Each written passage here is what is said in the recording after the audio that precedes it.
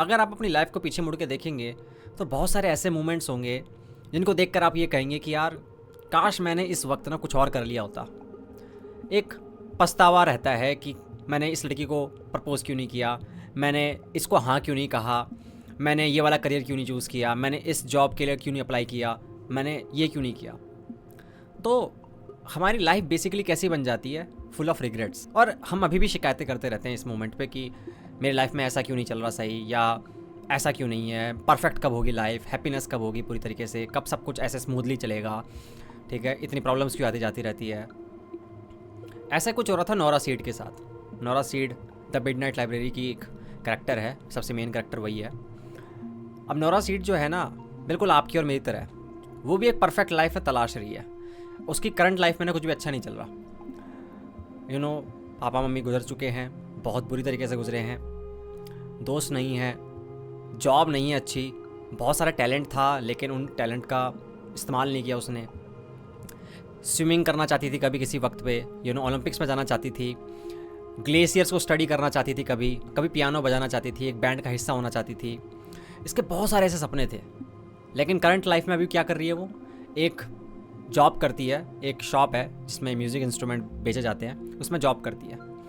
Philosophy का बहुत शौक़ है, किताबें वगैरह पढ़ने का बहुत शौक़ है। मतलब आपकी और मेरी तरह बहुत टैलेंटेड थी, स्किल्ड थी, इसके पास बहुत सपने थे।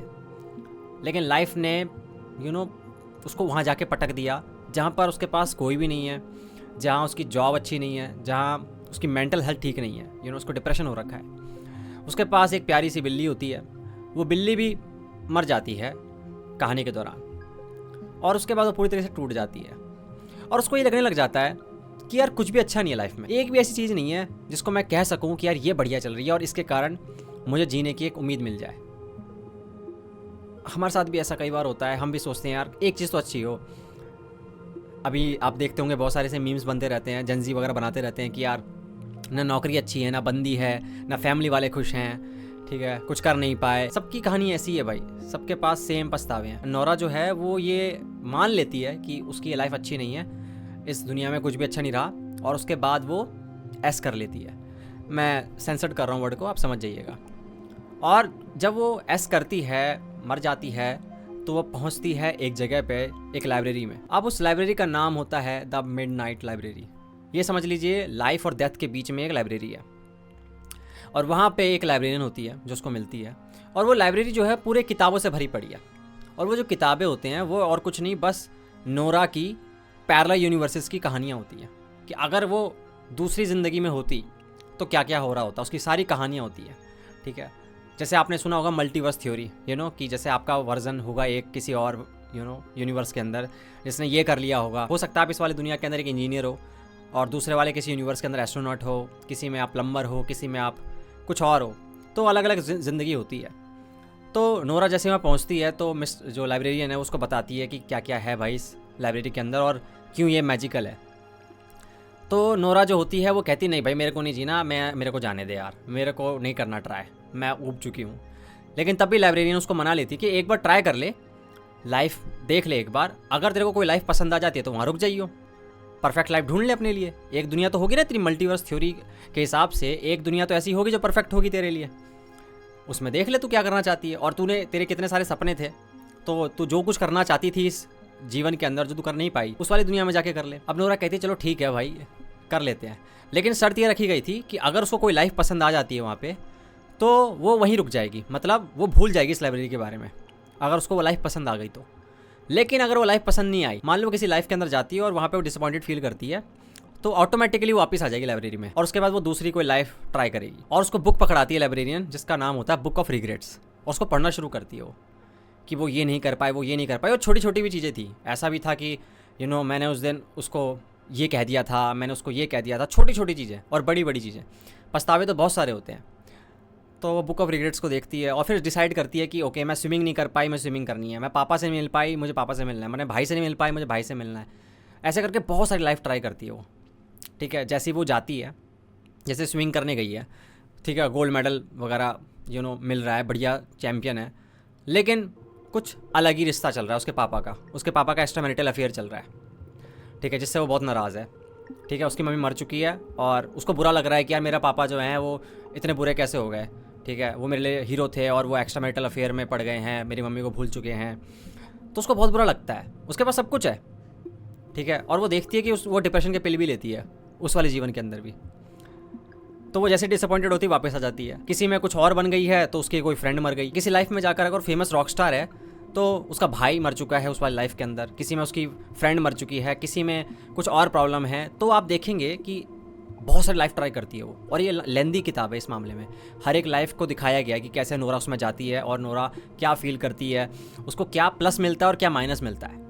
मतलब ये दिखाने की कोशिश करी है इसके राइटर ने, ऑथर ने, कि नोरा को परफेक्ट लाइफ मिलती नहीं है। नोरा जब भी किसी लाइफ में जाती है तो उसको दिखता है कि यार कुछ मिलता है लेकिन कुछ छिन जाता है। मतलब बैलेंस ही हो जाती है चीज़ें। यू नो, आपके रिश्ते अगर अच्छे हैं तो आपका करियर बहुत ख़राब होगा। आपका करियर बहुत अच्छा है तो रिश्ते बहुत ख़राब होंगे। आपका करियर अच्छा है, रिश्ते भी अच्छे हैं, आपके किसी करीबी की मौत हो जाती है या फिर किसी करीबी को बहुत बुरी बीमारी हो रखी है। तो ऐसी कितनी भी लाइफ उसने ट्राई कर ली लेकिन इससे फ़र्क नहीं पड़ रहा था। वो खुश थी किसी एक मामले में लेकिन दूसरे चीज़ों को देखकर वो दुखी हो जाती थी। उसके बाद ऐसे चलता रहता है और फिर बाद में नोरा जो है बहुत सारी लाइफ ट्राई करने के बाद ना हताश हो जाती है। सबसे पहले वो आई थी तो वो लाइफ जीना नहीं चाहती थी, रिजेक्ट कर रही थी। फिर वो क्यूरियस होती है कि चलो मुझे ट्राई करने दो। और उसके बाद वक्त के दौरान ना क्या होता है, वो एंजॉय करने लग जाती है इस प्रोसेस को कि वाह परफेक्ट लाइफ मिल जाएगी मिल जाएगी मिल जाएगी। वो ढूंढती रहती है लेकिन कुछ ना कुछ ऐसा होता है, वो डिसअपॉइंटेड होती है और वापस आ जाती है। उसको लगता है ये लाइफ मिल गई, अब मैं यहीं रहने वाली हूँ, लेकिन होता ही नहीं है ऐसा। वो परफेक्ट फील करती ही नहीं है उस लाइफ के अंदर। ऐसा लगता है कि कुछ ना कुछ कमी है और वो वापस आ जाती है। आखिर में आकर क्या होता है कि वो लाइब्रेरी जो है वो तबाह होने वाली होती है। तो नोरा जो है ना वो अब जीना चाहती थी। नोरा ने इतनी सारी लाइफ ट्राई कर ली थी कि उसको लग रहा था कि यार कितना कुछ है जीने को, कितनी सारी पॉसिबिलिटीज़ हैं। ठीक है, और उसकी जो रूट लाइफ है, जिस लाइफ में वो मर चुकी है, उस लाइफ में भी कितना कुछ था जो वो कर सकती थी। यू नो, छोटी छोटी चीज़ों से वो लाइफ को बेटर बना सकती थी। और ये उसकी गलत फहमी थी, या एक छोटे से कुएं में वो रह रही थी कि भाई मैं तो कुछ नहीं हूँ, मेरी कोई वैल्यू नहीं है, मुझसे कोई प्यार नहीं करता, मैं किसी लायक नहीं हूँ, वर्थलेस हूँ। जिनको डिप्रेशन होता है ना, या जो लोग ऐसे होते हैं बिल्कुल हताश हो जाते हैं, उनको ऐसा लगता है कई बार। वो उस फिल्टर से दुनिया को देखने लग जाते हैं कि लाइफ में कुछ नहीं रखा भाई, वर्थलेस है लाइफ, कोई मुझसे प्यार नहीं करता, मैं प्यार डिज़र्व ही नहीं करता। ये कुछ ऐसी कहानियाँ होती है जो हम खुद को सुना देते हैं भाई। हम इंटरप्रेट करने लग जाते हैं उस तरीके से इवेंट्स को कि सब मेरे लिए, मेरे कारण ही हो रहा है, या सब मुझसे ही नफरत करते हैं। नोरा के साथ भी यही हो रहा था और नोरा ने आखिर में जाके रियलाइज़ कर लिया कि गड़बड़ दुनिया में नहीं है। उसने इतनी सारी लाइफ ट्राई करी, अब उसने देखा कि यार कुछ ना कुछ तो होता ही है लाइफ में। आप किसी भी दुनिया में जाओगे वहाँ कुछ ना कुछ ऐसा हुआ है जिसको लेकर आपको पछतावा रहेगा। तो कोई भी परफेक्ट लाइफ नहीं होती है। उसने सबसे पहली चीज़ ये सीखी, कोई परफेक्ट लाइफ नहीं होती है। लाइफ अपने आप कुछ पैकेजेस के साथ आती है, कुछ चीज़ें आपको मिलेंगी ही मिलेंगी। अमोर फाती का कंसेप्ट है निज्जा का, आपको पता है कि जो किस्मत आप पे फेंके आपको उसको पूरी तरीके से एक्सेप्ट कर लेना है और उससे प्यार करना है। तो नोरा जो है वो भी एक्सेप्ट कर लेती है लास्ट में कि मेरी लाइफ में मुझे जो कुछ भी मिला है ना, मैं उसे एक्सेप्ट करती हूँ। आखिर में वो ये भी रियलाइज़ करती है कि आपकी वैल्यू होती है भाई, बस आपको लगता नहीं है। आपके आसपास के लोग जो होते हैं उनकी ज़िंदगी पे आपकी प्रेजेंस का अफेक्ट पड़ता है, बस आपको नहीं पता होता। अगर आपने लाइफ खुल के जी है, आप बहुत अच्छे इंसान हैं, आप सबसे प्यार करते हैं, तो वो प्यार जो होगा ना वो रिटर्न होके आएगा कहीं ना कहीं से। कुछ ना कुछ ऐसे लोग होंगे जो आपसे प्यार करते हैं, जो आपको मिस करते हैं, जिनकी लाइफ में आप एक वैल्यू ऐड करते हैं। तो आप वर्थलेस नहीं हो सकते कम्प्लीटली। भले एक कुत्ता आपसे प्यार करता हो, भले एक जो आपके गली का कुत्ता है जिसको आप बिस्किट खिलाते हैं वो भी आपसे प्यार करता है, तो आपको वर्थलेस कैसे बना देगी चीज़? आप वर्थलेस नहीं है। आप इस प्लैनेट पे आए हो और आपके पास ये मौका है कि आप अपनी प्रेजेंस से ना इसको खूबसूरत बना सकते हो, इसको थोड़ा बेटर बना सकते हो। तो नोरा ये सीखती है और वापस आ जाती है रूट लाइफ में। और फिर रूट लाइफ में आकर वो रियलाइज़ करती है कि यार मैं इसको वैसे जीऊँगी जैसे मुझे जीना है। उसका पूरा पर्सपेक्टिव चेंज होता है दुनिया को देखने का, जीवन को देखने का। साथ ही साथ ये जो किताब है ना, रिग्रेट के ऊपर एक अटैक करती है कि रिग्रेट का जो आइडिया है ना, पछतावे का आइडिया, वो बहुत ही फ्लॉड आइडिया है। अब हमें लगता है कि यार अगर मैंने ये नहीं किया होता तो मैं ये कर लेता, मैं ये कर चुका होता तो ये कर लेता। अब नोरा सीखो आप, नोरा ने क्या किया, इतनी सारी लाइफ देखी, इतनी सारी पॉसिबिलिटीज़ देखी, इन्फिनाइट पॉसिबिलिटीज़, लेकिन वो है तो एक ही, वो एक ही चीज़ चूज़ कर सकती है किसी एक वक्त पे। आपने देखा होगा एक मूवी है ये जवानी है दीवानी करके, बहुत उसका फेमस सीन था, काफ़ी वायरल हुआ था। उसमें दीपिका जो है और रणवीर जो है, उसमें बनी नाम का कैरेक्टर उसका, वो सनसेट देख रहे हैं उदयपुर में, और जो बनी है ना वो भाग रहा है कि यार नहीं यार चलना है यार, नैना लेट हो रहे हैं शादी के लिए। लेकिन नैना कह रही है कि नहीं यार सनसेट छूट जाएगा यार, सनसेट देख कितना प्यारा है। तो फिर उसके बाद बनी तब भी हड़बड़ी कर रहा है कि नहीं भाई मुझे निकलना है। तो नैना कहती है देख लाइफ में कितना कुछ ट्राई कर, कुछ ना कुछ तो छूटेगा, या तो सनसेट देख या शादी में जाओ। तू एक ही है और एक ही चूज़ कर सकता है, एक ही चीज़ एक ही वक्त पे। तो लाइफ जो है वो है ही ऐसी, पॉसिबिलिटीज़ बहुत सारी हैं, बहुत सारे रास्ते हैं, लेकिन आप तो एक ही हो और एक वक्त पे आप एक ही चीज़ कर सकते हो। तो जब भी आप किसी एक चीज़ को चूज़ करते हो, एक पाथ को चूज़ करते हो, तो सारे पाथ जो होते हैं वो रिग्रेट बन जाते हैं। ये तो बकवास बात हुई ना बिल्कुल, हम रिग्रेट कहें क्यों उसको। तो रिग्रेट का आइडिया ना पूरा फ्लॉड है, आपको रिग्रेट नहीं होना चाहिए, आपकी गलती नहीं है इसके अंदर। आप एक थे, आपने एक रास्ता चूज़ किया। नोरा की इस कहानी से तुम्हें ये भी पता चलेगा कि कई बार हम शिकायतें करते रहते हैं ना, यार ये चीज़ ऐसी है, ये चीज़ ऐसी है, हम एक्सटर्नल चीज़ों के ऊपर बहुत ज़्यादा ब्लेम डाल देते हैं। लेकिन कई बार ऐसा होता है कि गलती हमारी ही होती है, इंटरनल प्रॉब्लम होती है और हम बाहर ढूंढ रहे होते हैं उसका सॉल्यूशन। हम कहते नहीं कई बार यार मुझे अपनी लाइफ में चेंज करना पड़ेगा, कुछ बदलाव लाना पड़ेगा, लेकिन हमें शायद ये कहना चाहिए कि शायद मुझे खुद में कुछ चेंज लाना पड़ेगा। हम दुनिया तो चेंज नहीं कर सकते, हम हालातों को चेंज नहीं कर सकते कई बार, और नोरा यही कर रही थी। नोरा बाहर चीज़ों को फिक्स करने की कोशिश कर रही थी, और इसी कारण उसने बहुत सारी लाइफ जो एक्सप्लोर करी ना, उसमें उसको डिप्रेशन हो रखा था। वो सेम माइंडसेट के साथ हर जिंदगी में उतर रही थी। लाइफ तो चेंज हो रही थी, सिनेरियो चेंज हो रहे थे, लोग चेंज हो रहे थे, लेकिन वो खुद सेम थी, उसका माइंडसेट वैसा ही था, डिप्रेस थी, उसी फिल्टर से देख रही थी दुनिया को। उसने अपना फिल्टर चेंज ही नहीं किया था किसी भी लाइफ के अंदर। लास्ट में आके उसका फिल्टर चेंज होता है कि शायद बाहर कुछ प्रॉब्लम ही नहीं है, बाहर की चीज़ों पे तो मेरा कंट्रोल ही नहीं है, मुझे तो अपने फिल्टर्स चेंज करने पड़ेंगे दुनिया को देखने के। और साथ ही साथ ये जो कहानी है ना, ये बुक जो है इस चीज़ पे भी वार करती है कि जो परफेक्शन का आइडिया है ना वो मिथ है। हम परफेक्ट चीज़ों के पीछे भागते रहते हैं। अभी 20 से लेकर 30 तक ना हमारा यही गोल होता है यार, एक बार सब सेट हो जाए भाई। हम बेसिकली यही कहना चाहते हैं, एक बार सब कुछ परफेक्ट हो जाए। पर क्या ये बेवकूफ़ी वाली बात नहीं हुई? कभी भी कोई चीज़ परफेक्ट नहीं होगी।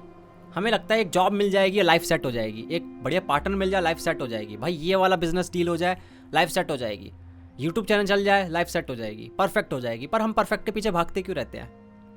क्यों चीज़ें इम्परफेक्ट नहीं हो सकती है और उसके साथ हम जी नहीं सकते?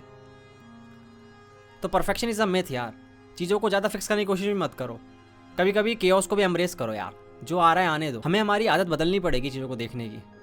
हम इम्परफेक्शन के साथ ना बहुत अनकंफर्टेबल हो जाते हैं, यार ये चीज़ें ऐसी क्यों नहीं है, ये सेट क्यों नहीं हो रही, यार ये स्मूथली क्यों नहीं चल रही है। ये नोवेल बेसिकली तुम्हें ये समझाने की कोशिश कर रहा है कि भाई लाइफ में ना डिसीजन सही होते ही नहीं है, ना गलत होते हैं।